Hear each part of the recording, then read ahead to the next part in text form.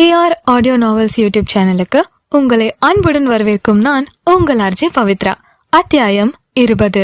கார்த்திக் அவன் கையை முறுக்கிக் கொண்டிருப்பதை பார்த்த அவனுடைய அடியாட்கள் கார்த்திக்கை தாக்க வர கையில் பிடித்திருந்தவனை அவர்கள் மீது தள்ளிவிட்டான்.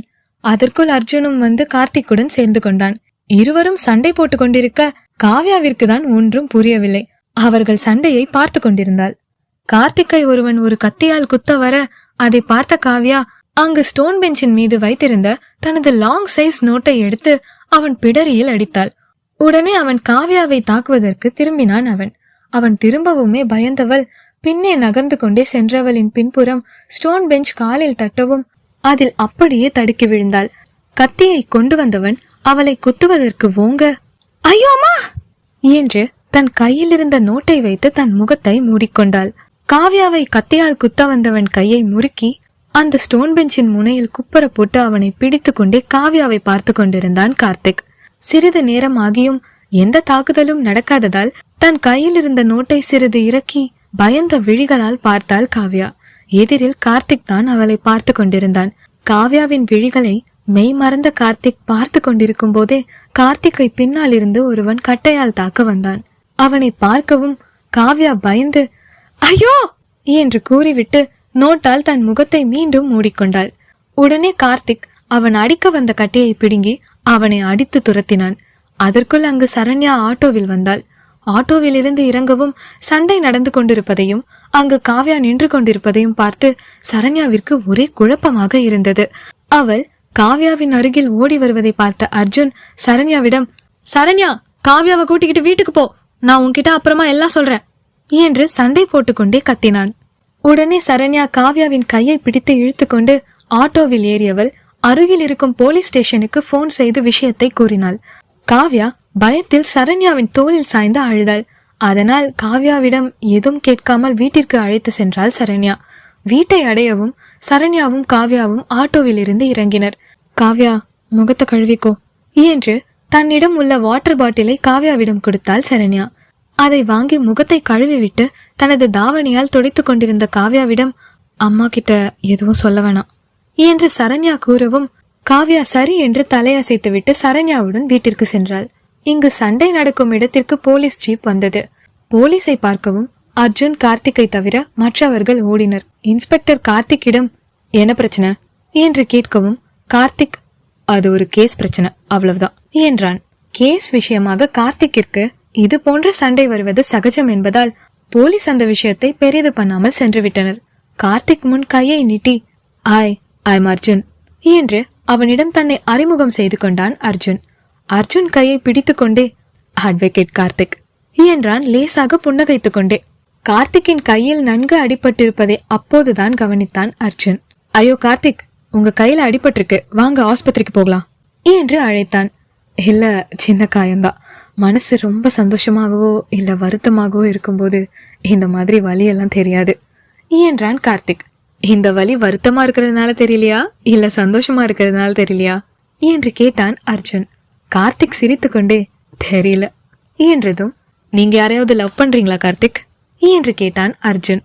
அது எப்படி அவ்வளோ கரெக்டா சொல்றீங்க என்று லேசாக புன்னகைத்து கொண்டே கேட்டான் கார்த்திக். ஏன்னா அனுபவம், நானும் லவ் பண்றேன் என்று கூறினான் அர்ஜுன் புன்னகைத்து கொண்டே. அத்தியாயம் 21. சரண்யா இரவு நேரத்தில் அர்ஜுனுக்கு போன் செய்தாள். ஹலோ, சொல்லு சரண்யா என்றான் அர்ஜுன். நான் என்ன அர்ஜுன் சொல்லுவேன், நீதான் சொல்லணும். என்ன பிரச்சனை, ஏன் அங்க சண்டை வந்துச்சு, என்ன எதுக்கு அங்க வர சொன்ன என்று சரமாரியாக மனதில் இருந்த அனைத்து கேள்வியையும் ஒன்று திரட்டி கேட்டாள் சரண்யா.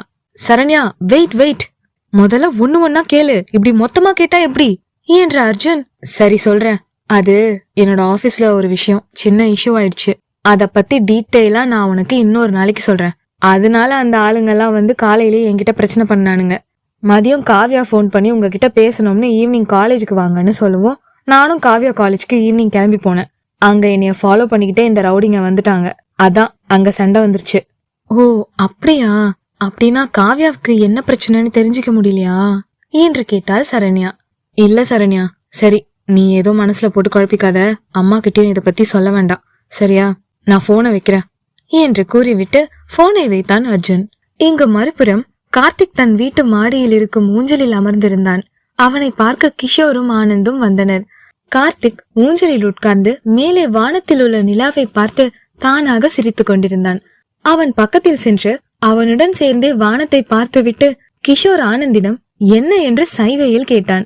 அதற்கு ஆனந்த் இரு என்று மெதுவாக சொல்லிவிட்டு, ஏண்டா கார்த்திக், அந்த நிலாவுல தெரியறது காவியா தானே என்று கேட்டான். நிலாவை பார்த்து கொண்டே ஆமாண்டா என்ற கார்த்திக் உடனே சுயநினைவுக்கு வந்து சட்டென்று இருவரையும் பார்த்து, டேய் எப்படா வந்தீங்க என்று கேட்டான். நீ அந்த நிலாவுக்கு ராக்கெட் விட்டு சிரிச்சுக்கிட்டு இருந்தல, அப்பவே வந்துட்டோம் என்றான் ஆனந்த். ஐயோ என்று சிரித்து கொண்டே முகத்தில் தன் கையை வைத்து மறைத்தான் கார்த்திக். அவன் கையில் இருக்கும் காயத்தை பார்த்த கிஷோர், டேய் என்னடா இப்படி கையில அடிபட்டு வீங்கிருக்கு, நீ பாட்டுக்கு சிரிச்சுக்கிட்டு இருக்க, வா ஆஸ்பத்திரி போகலாம் என்று கார்த்திக்கை அழைத்தான்.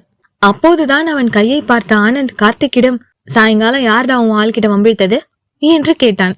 ஏதோ கார்த்திக் சொல்ல வர அவன் பேச்சை வழிமறைத்த ஆனந்த், அந்த பொண்ணுகிட்ட யாரும் பிரச்சனை பண்ணனா நீ இவ்வளவு சந்தோஷமா இருக்க மாட்டியே, என்ன விஷயம்டா என்று சந்தேகமாக கேட்டான் ஆனந்த். கார்த்திக் அங்கு நடந்ததை கூறினான். கூறிவிட்டு, காவ்யா தன்னோட முகத்துல இருந்த நோட்டை இறக்கிட்டு என்னைய பார்த்தப்ப எப்படி இருந்துச்சு தெரியுமாடா, ஐயோ என்று ஆர்வத்தில் ஊஞ்சலில் இருந்து இறங்கி துள்ளி குதித்தான். அதை பார்த்த கிஷோர், டே நீயா அந்த பொண்ணை நினைச்சு புலம்பிக்கிட்டு இருக்கடா, அந்த பொண்ணுக்கு எப்படிடா நீ அந்த பொண்ணை இவ்வளவு லவ் பண்றேன்னு தெரியும் என்று கேட்டான். டே எல்லாம் போக போக தெரியும்டா, நாளைக்கு நான் எப்ப காவ்யாவை பாப்பேன்னு இருக்குடா என்றான் கார்த்திக். டே கார்த்திக், எனக்கு தெரியாம போச்சுடா, சில நேரத்துல நீ செய்யற வேலையெல்லாம் பார்க்கும்போது உன்னைய கும்முன்னு கும்மணும்னு தோணும். சரி நம்ம ஃப்ரெண்டுக்கு வலிக்கும்னு சொல்லி விட்டுருவேன், காவ்யாவை உனக்கு எதிரில வச்சுக்கிட்டு உன்னைய கும்முனா உனக்கு வலிக்காதுன்னு எனக்கு தெரியாம போச்சுடா என்று கூறிவிட்டு கார்த்திக்கை குனிய வைத்து விளையாட்டாக அடித்தான் ஆனந்த். மறுநாள் காலையில் எப்பவும் போல காவ்யாவின் காலேஜுக்கு பக்கத்தில் காரை நிறுத்திவிட்டு காத்து கொண்டிருந்தான் கார்த்திக். ஆனால் நேரம் போய்கிட்டே இருந்தது, காவ்யா வரவே இல்லை. காவ்யாவின் வீட்டிற்கு வெளியே நின்று அவள் வீட்டு மாடியை பார்த்து கொண்டிருந்தான் கார்த்திக். மாலை நேரத்தில் சரண்யா மட்டும் வீட்டிற்கு வருவதை பார்த்தவனுக்கு காவ்யா ஏன் ஒருமுறை கூட வெளியில வரவில்லை என்ற எண்ணம் வர அங்கேயே நின்று அவள் வீட்டு வாசலை பார்த்து கொண்டிருந்தான். இரவு அதிகமாகவும் அவனை தேடி கிஷோரும் ஆனந்தும் வந்து அவனை அங்கிருந்து அழைத்து சென்றனர். இப்படியே 3 நாட்கள் கழிந்தன. கார்த்திக்கிற்கோ மனம் ரணமாக ஆரம்பித்தது. காவ்யாவை பார்க்காமல் சுவாசிப்பது கூட கஷ்டமாகியது. இரவு 7 மணி அளவில் காவ்யா வீட்டிற்கு கிளம்பிய கார்த்திக், இன்று அவள் வீட்டிற்குள் ரகசியமாக சென்றாவது காவ்யாவை பார்த்துவிட வேண்டும் என்று உறுதியாகவே முடிவெடுத்து கிளம்பினான் கார்த்திக். அத்தியாயம் 22. காவ்யாவை பார்க்க கிளம்பிய கார்த்திக் தன் வீட்டு கதவை திறந்தவன் எதிரே நிற்பவர்களை பார்த்து அப்படியே நின்றவனுக்கு நாளைக்கு கோர்ட்டில் அவன் ஒரு காலனிவாசிகளுக்காக வாதாட வேண்டியது நினைவிற்கு வர என்று கண்களை இருக்க மூடியவனிடம், மன்னிக்கணும் தம்பி, நாங்க தவறான நேரத்துல வந்துட்டோம்னு நினைக்கிறேன் என்றார் கூட்டத்தில் இருக்கும் முதியவர் ஒருவர். ஐயோ அப்படிலாம் இல்ல ஐயா, வாங்க உள்ள வாங்க என்று காலனிவாசிகளுக்கு வழிவிட்டான் கார்த்திக். காலனிவாசிகள் வீட்டிற்குள் நுழைந்தவுடன் கூட்டத்தில் இருந்த ஒருவர் கார்த்திக் கையை பிடித்து கொண்டு, தம்பி நாளைக்கு நமக்கு சாதகமா தீர்ப்பு வரணும், இல்லனா என்று சொல்லும் போதே அவர் அழுது விட்டார். நீங்க தைரியமா இருங்க, உங்ககிட்ட நான் கேட்ட பழைய பட்டா கொண்டுட்டு வந்திருக்கீங்களா என்று கேட்டான் கார்த்திக். இருக்கு தம்பி, இத நாங்க அந்த பட்டா ஆபீஸ்ல இருந்து இன்னைக்குதான் வாங்கணும், அதான் தம்பி உடனே உங்ககிட்ட கொடுத்துடலான்னு கொண்டு வந்தோம் என்றதும் அதை வாங்கி பார்த்தவன் பின்பு தன்னிடம் இருந்த ஃபைலை எடுத்து அதில் இருப்பதை பார்த்தான். லேசாக புன்னகைத்து விட்டு, எல்லாமே சரியா இருக்கு, நாளைக்கு நம்ம பக்கம்தான் தீர்ப்பு வரும் என்று உறுதியாக அவர்களிடம் கூறினான் கார்த்திக். நம்ம பக்கம் எல்லாம் சரியா இருந்தாலும் முத்துப்பாண்டியன் நினைச்சாதான் தம்பி பயமா இருக்கு என்றார் கூட்டத்தில் இருந்த ஒரு பெரியவர். அந்த முத்துப்பாண்டியால எதுவும் பண்ண முடியாது, நீங்க தைரியமா போங்க என்று அவர்களை அனுப்பி வைத்துவிட்டு அந்த பேப்பர்களை ஒரு லாக்கரில் வைத்து மூடிவிட்டு வந்தவன் காலனிவாசிகளுக்கு தான் கொடுத்த வாக்கை நிறைவேற்ற வேண்டும், நாளை கோர்ட்டில் தீர்ப்பு வரும் வரை தான் எங்கும் செல்லக்கூடாது என்று முடிவு செய்து தன் வீட்டிலே இருந்து விட்டான்.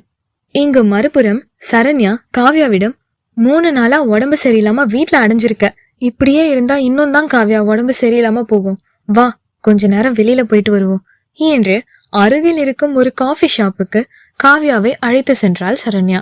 அங்கு சென்று அமர்ந்து மெனு கார்டை பார்த்துவிட்டு 2 காஃபி ஆர்டர் செய்த சரண்யா காவ்யாவிடம் ஏதாவது தெரிந்து கொள்வதற்காக, ஏன் காவ்யா டெய்லியும் பஸ்ல போறது பிடிக்கலையா என்று கேட்டாள். இல்லக்கா, ஏன் உங்களுக்கு என்னைய காலேஜ்ல டிராப் பண்ணிட்டு அப்புறம் பிக்கப் பண்றதுக்கு சிரமமா இருக்கா என்று சற்று முகத்தை சோகமாக வைத்துக்கொண்டு கேட்டாள். ஐயோ காவ்யா, நான் அந்த அர்த்தத்துல சொல்லல என்றவள் சட்டென்று பேச்சை மாற்ற ஆரம்பித்தாள். காஃபி வரவும் இருவரும் குடித்து முடிக்க அங்கு வேலை பார்ப்பவரிடம் பில் பிளீஸ் என்று பில்லை கேட்டாள் சரண்யா. உங்க பில் பே ஆயிடுச்சு மேம் என்றார் வெயிட்டர். சரண்யாவை விட காவ்யாவுக்கே அதிகமாக அதிர்ச்சியாக இருந்தது. யார் எங்க பில்ல கொடுத்தாங்க என்று கேட்டாள் சரண்யா. அவர் பின்புறமாக ஒரு டேபிளை காட்டி அங்கு இருப்பவர் என்று கூறினார். எங்களுக்கு பில் எவ்வளவு வந்துச்சு என்று கேட்டுவிட்டு தனது பர்சில் இருந்து பணத்தை எடுத்துக்கொண்டு பின்புற டேபிளுக்கு செல்ல கிளம்பிய சரண்யாவிடம், காவ்யா அக்கா, காசு அவங்களுக்கு கொடுக்கணும்னா இங்க வேலை பாக்குறவங்க கிட்ட கொடுத்து விடலாம்ல, எதுக்கு நீங்க போய்கிட்டு என்று கேட்டாள். இப்படிலாம் காசு கொடுத்து விட்டா இதுங்களுக்கு புரியாது என்று கோபமாக கூறிவிட்டு அந்த டேபிளை நோக்கி நடக்க ஆரம்பித்தாள் சரண்யா. காவ்யாவிற்கு தான் இன்னும் பயத்தில் இதயம் வேகமாக துடிக்க ஆரம்பித்தது. சரண்யா வெயிட்டர் கூறிய டேபிளுக்கு சென்றதும் வேகமாக காசை அஸ்வின் டேபிளில் வைத்தாள் சரண்யா. அதிர்ந்து சரண்யாவை பார்த்த அஸ்வினிடம், இந்த மாதிரி சீப் ட்ரிக்ஸ்லாம் என்கிட்ட ட்ரை பண்ணாதீங்க என்று கூறிவிட்டு சக்தியை ஒருமுறை முறைத்து விட்டு அங்கிருந்து வந்தாள். இவன் பண்ணினதுக்கு நான் என்ன பண்ண முடியும்? என்னமோ நான் சொல்லி கொடுத்துதான் இவன் பண்ற மாதிரி இந்த பொண்ணு என்னைய முறைச்சுக்கிட்டு போகுது என்று சக்தி தன் மனதில் நினைத்து கொண்டான். அஸ்வினின் பக்கத்தில் இருந்த நண்பர்களில் ஒருவன் அஸ்வினிடம், என்னடா என்னமோ சொன்ன, அந்த பொண்ணு என்னோட கேர்ள் ஃப்ரெண்ட்னு சொன்ன, ஆனா அந்த பொண்ணு என்னடானா உன்னையே திட்டிட்டு போகுது என்று கேட்டான்.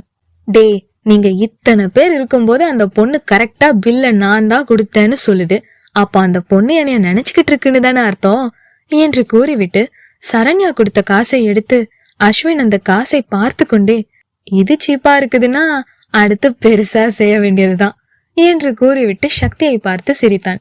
சுத்தம் என்று வாய்க்குள் முணுமுணுத்து கொண்டான். மறுநாள் காலையில் வேகமாக கோர்ட்டிற்கு ஃபைலை எடுத்துக்கொண்டு கிளம்பினான் கார்த்திக்.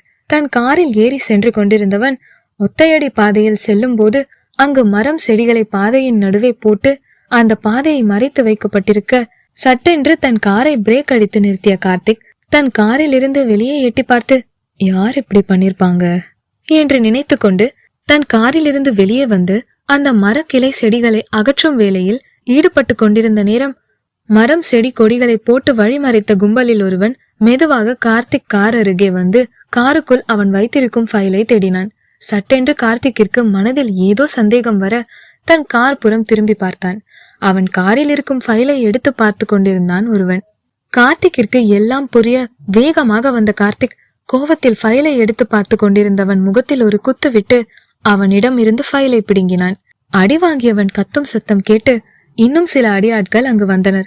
அவர்களில் ஒருவன், டே வக்கீல், நீ தேவையில்லாம பிரச்சனை பண்ணிக்கிட்டு இருக்க, ஒழுங்கா அந்த ஃபைலை எங்க கிட்ட குடுத்துட்டு முத்துப்பாண்டி அண்ணனோட வந்து சேர்ந்துகிட்டேன்னா உனக்கு உயிர் மிஞ்சோம், இல்லன்னா நீ அவ்வளவுதான் காலி என்று கூறவும் கார்த்திக் தன் கையில் கட்டியிருக்கும் வாட்சை பார்த்துவிட்டு, எனக்கு இன்னும் கொஞ்சம் டைம் இருந்திருந்தா நீயும் உங்க அண்ணன் முத்துப்பாண்டியும் காலி என்று நினைத்து கொண்டு சற்று திரும்பி பார்த்தான். அங்கு சின்ன கோட்டை, அதற்கு பின்புறம் வேறு ஒரு பாதை இருந்தது. உடனே அந்த கோட்டையில் ஏறி குதித்து ஓட ஆரம்பித்தான் கார்த்திக். அவனை துரத்தி கொண்டே அந்த அடியாட்களும் அவன் பின்னே ஓடி வந்தனர். ஒரு சந்தில் நுழைந்தவன் அங்கு வீடு காலி செய்து கொண்டிருந்தவர்களின் பொருட்களை வண்டியிலிருந்து அந்த அடியாட்கள் வரும் பக்கம் தள்ளிவிட்டு இன்னொரு சந்துக்குள் ஓடியவன் அங்கு நின்று கொண்டிருந்த ஒரு ஆட்டோ அப்போதுதான் ஸ்டார்ட் ஆவதை பார்த்தான். வேகமாக ஓடி சென்று அதற்குள் ஏறிவிட்டு வெளிப்புறம் பார்த்து கொண்டே, அண்ணே ஆட்டோவை நிறுத்தாம போங்க என்றவன் அந்த ஆட்டோக்குள் இருப்பவரை பார்க்காமல் வெளியே பார்த்து கொண்டே, நீங்க வாழ்க்கையில ஏதாவது பெரிய புண்ணியம் பண்ணணும்னு நினைச்சீங்கன்னா எனக்கு கொஞ்சம் ஹெல்ப் பண்ணுங்க பிளீஸ் என்று மூச்சு வாங்கி கொண்டிருக்கும் போதே அந்த ஆட்டோவில் உள்ளே கீழே ஒரு தண்ணீர் பாட்டில் உருண்டு அவன் கால் பக்கத்தில் வந்தது. கீழே கிடந்த தண்ணீர் பாட்டிலை எடுத்து குடித்து கொண்டிருந்தான் கார்த்திக். உங்களுக்கு அவ்வளவு அவசரமா போகணும்னா நீங்க வேற ஆட்டோல போக வேண்டியது தானே என்று ஒரு குரல் கேட்கவும் கார்த்திக்கின் விழி விரிந்தது. இது காவ்யாவோட வாய்ஸாச்சே என்று தோன்ற அவனுக்கு சட்டென்று தண்ணீர் நாசியில் ஏறியது. இரும்பிக் கொண்டே திரும்பி பார்த்தான். காவ்யா அவனை அதிர்ச்சியாக பார்த்து கொண்டிருந்தாள். இந்த அத்தியாயம் உங்களுக்கு பிடிச்சிருந்தா லைக் பண்ணுங்க, கமெண்ட் பண்ணுங்க, அப்படியே ER ஆடியோ நாவல்ஸ் யூடியூப் சேனலை சப்ஸ்கிரைப் பண்ணுங்க. நன்றி.